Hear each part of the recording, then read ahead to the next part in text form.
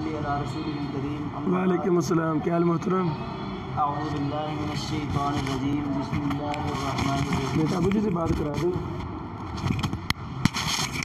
یا ایھا الذین آمنوا ان جاءکم فاسق بنبأ فتبینوا ان تصیبوا قوما بجہالۃ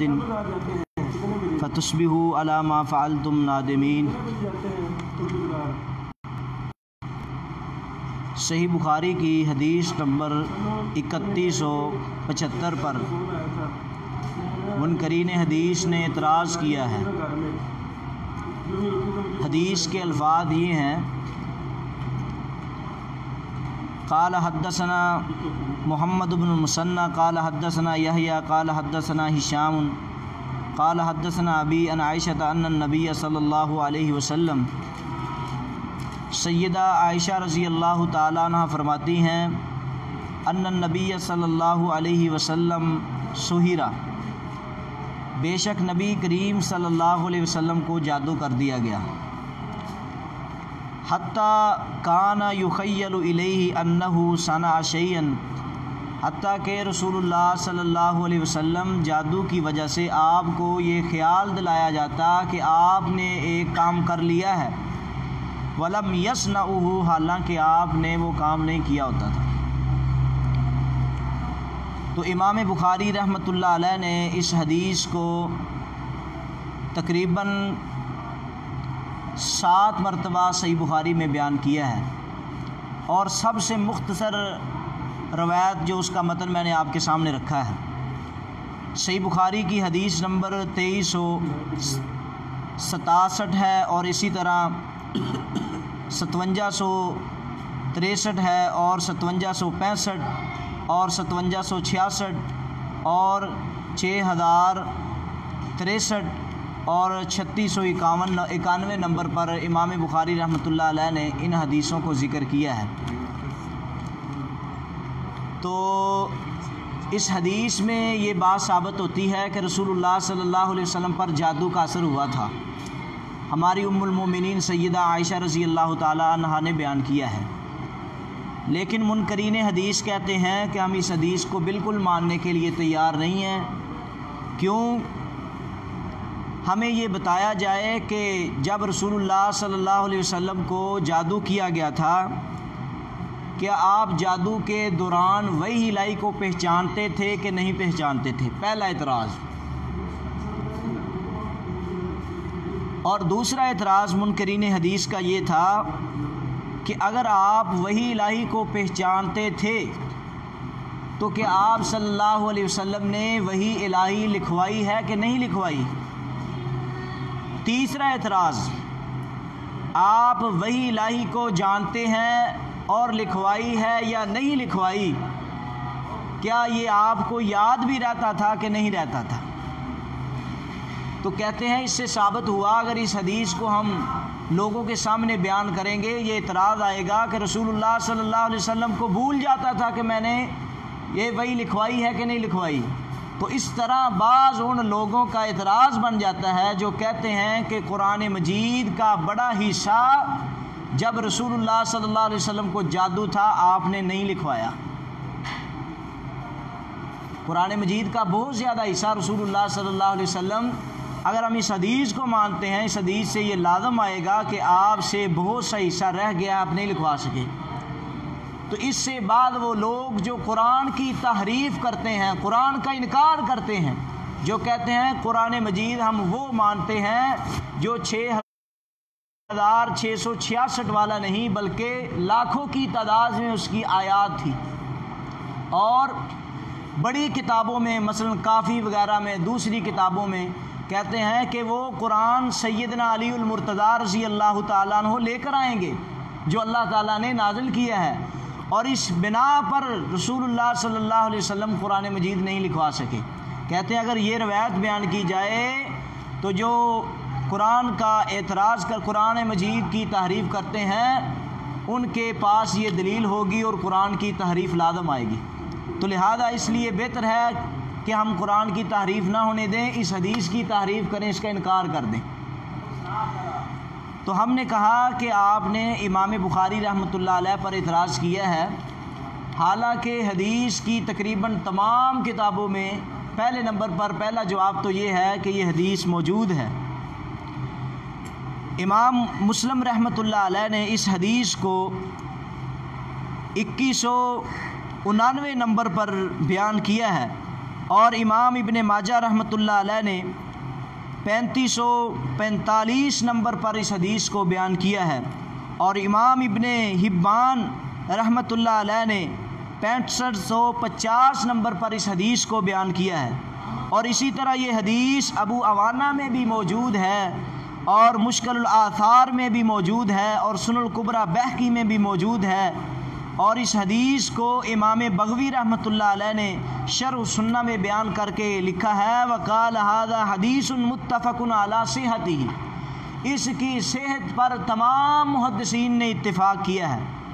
اور اب امام بخاری رحمۃ اللہ علیہ کے ہم عصروں نے بھی اس حدیث کو بیان کیا ہے۔ اگر ہم امام بخاری پر اعتراض کریں گے کہ انہوں نے اس حدیث کو بیان کر کے قرآن کی تحریف والوں کو دلائل دے دیے ہیں، تو ہم پوچھتے ہیں باقی محدثین پر بھی یہ اعتراض آئے گا کہ نہیں آئے گا؟ باقی محدثین پر بھی اعتراض آئے گا۔ اور دوسرے نمبر پر پھر یہاں سے اعتراض کیا، وہ بھی تو امام بخاری کے شاگرد ہوئے، لہذا انہوں نے اس لیے اس حدیث کو امام بخاری سے امام مسلم نے سیکھا، اس حدیث کو نقل کر دیا۔ تو اس کا یہ جواب ہے کہ امام بخاری رحمۃ اللہ علیہ کے پہلے علماء نے، محدثین نے بھی اس حدیث کو نقل کیا ہے۔ مثلا امام احمد بن حنبل رحمۃ اللہ علیہ نے مسند احمد کی دوسری جلد صفحہ 50 اور صفحہ 57 اور 63 اور 92 نمبر پر، اور امام حمیدی نے بھی اس حدیث کو، اور ابن ابی شیبہ میں المصنف کی جلد 7 صفحہ 388 نمبر پر اس حدیث کو بیان کیا ہے، اور امام اسحاق بن راہویہ یہ تمام کے تمام امام بخاری سے قبل کے لوگ ہیں، انہوں نے امام بخاری سے پہلے نقل کیا اس حدیث کو۔ تو اگر اس حدیث کو ہم نہیں مانتے، اس کا انکار کرتے ہیں، اور بعض لوگوں نے اس حدیث پر اعتراض کیا ہے کہ اس حدیث میں ہشام ہے، اور ہشام جو ہے مدلس راوی ہے، تو ہم کہتے ہیں کہ اگر مدلس راوی سما کی تصریح کر دے تو اس کی روایت قبول ہوتی ہے۔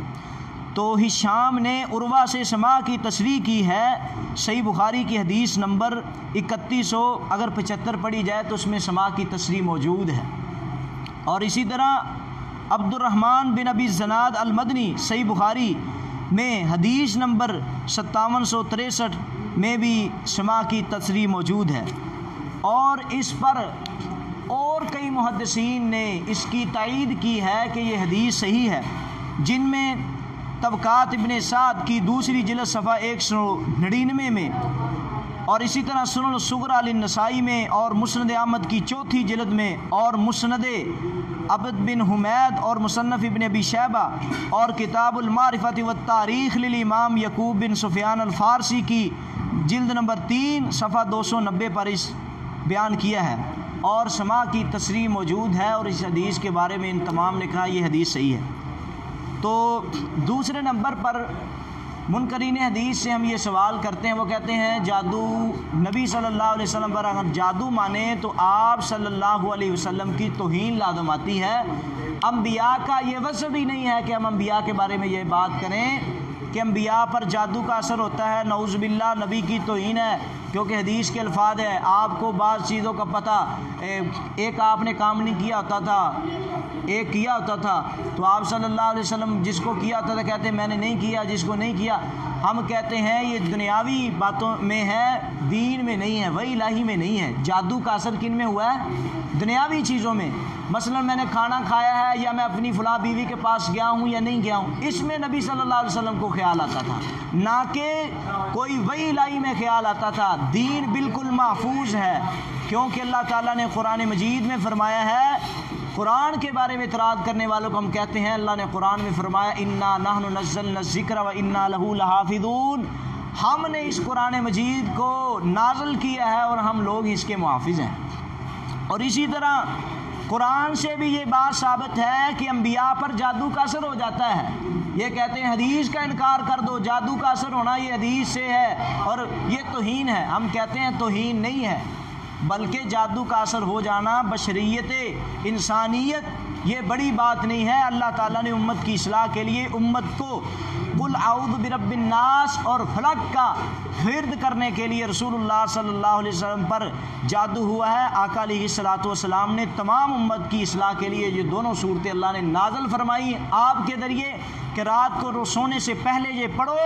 کوئی کسی کا جادو کا اثر نہیں ہوگا۔ اور قرآن سے بھی ثابت ہے، جیسے کہ اللہ تعالیٰ نے قرآن مجید میں فرمایا یخیل الیہ من سحرہم انہا تسعی، جب موسیٰ علیہ الصلوۃ والسلام پر مشرکوں، کافروں، بے ایمانوں نے وہ رسیاں پیش کی تھیں تو موسیٰ علیہ السلام ڈر گئے تھے نا رسیوں کو دیکھ کر بھی، یہ تو بن گئی ہیں کیا نام ہے سانپ بن گئی ہیں۔ تو ثابت ہوا کہ موسیٰ علیہ السلام کا رسیوں کو سانپ کی شکل میں دیکھنا بھی جادو کا اثر ہوا ہے، اور جادو کا اثر انبیاء پر ہونا یہ قرآن مجید کے منافی نہیں ہے۔ اگر ہم رسول اللہ صلی اللہ علیہ وسلم کا دفاع کرتے ہوئے صحیح بخاری کو نہیں مانیں گے تو قرآن مجید میں موسیٰ علیہ السلام پر جادو کا اثر ہوا ہے، ہم اس قرآن کا بھی انکار کر دیں گے۔ تو اس لیے ثابت ہوا،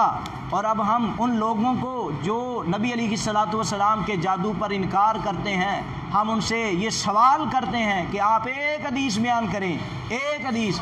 بخاری میں 7 احادیث ہیں، تمام میں یہ بات ثابت ہوتی ہے کہ دنیا کے کاموں میں رسول اللہ صلی اللہ علیہ وسلم پر جادو کا اثر تھا، دین کے کاموں میں نہیں۔ ہم کہتے ہیں آپ دین کے کاموں میں کیونکہ اعتراض کیا ہے کہ وہی کا پتہ نہیں چلتا تھا کہ لکھوائی ہے یا نہیں لکھوائی، آپ صرف ایک دلیل کے ساتھ ثابت کریں،